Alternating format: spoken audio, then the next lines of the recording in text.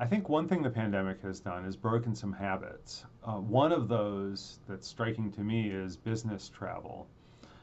Lots of us had all these trips scheduled in February and March that just disappeared. And this has no doubt induced some social and collaboration costs, but it also has had real benefits for families and for the environment, reducing our carbon footprint.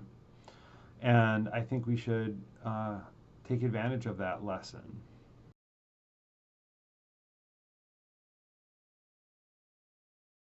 So here, I think history should lead us to be pessimistic.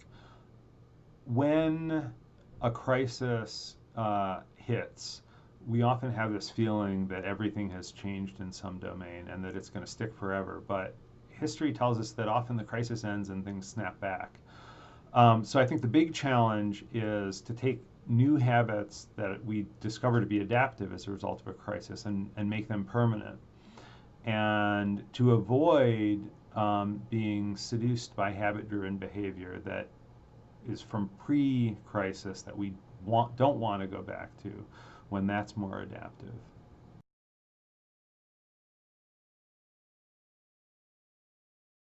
I'd start by saying that I think the big obvious negative consequences are social and psychopathological, and these are not to be neglected, but they're also not so much an area that I have expertise in.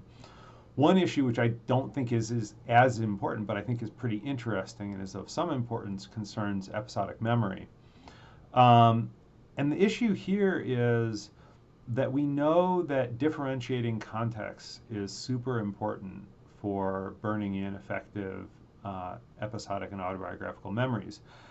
And our normal existence offers a bunch of contextual cues that have been eliminated by living on Zoom. So in my normal life, I might teach a class and then walk from one physical location to another and have a meeting, and then ride my bike across town for a lunch or another meeting. Now I go from Zoom meeting to Zoom meeting to Zoom meeting, as do we all. And lots of folks have told me that they feel like one event just blends into the other in their memory. And I worry that we may wind up with a kind of collective fog in our memories for these couple of years.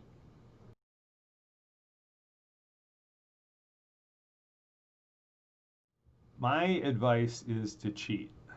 And what I mean is use external aids to support your memory.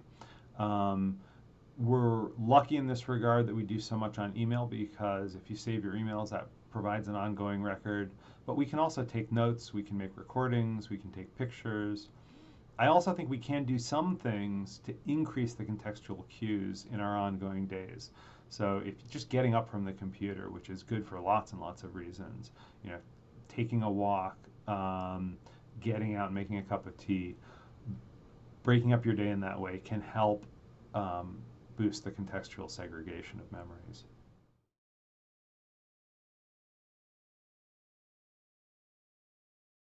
Yeah, I wish I had a lot of wisdom here. And I'm just speaking not as a psychologist, but just as a person. And speaking as a person, what I would say is this is a time for all of us to have a lot of grace for ourselves and for our friends and family and colleagues. I also think it's important in the midst of all the horrors that this pandemic brings to take advantage of some of the silver linings. We have more quiet, and it's worth appreciating those. We have maybe a little more opportunity to get outside, and I think that getting outside has lots of benefits.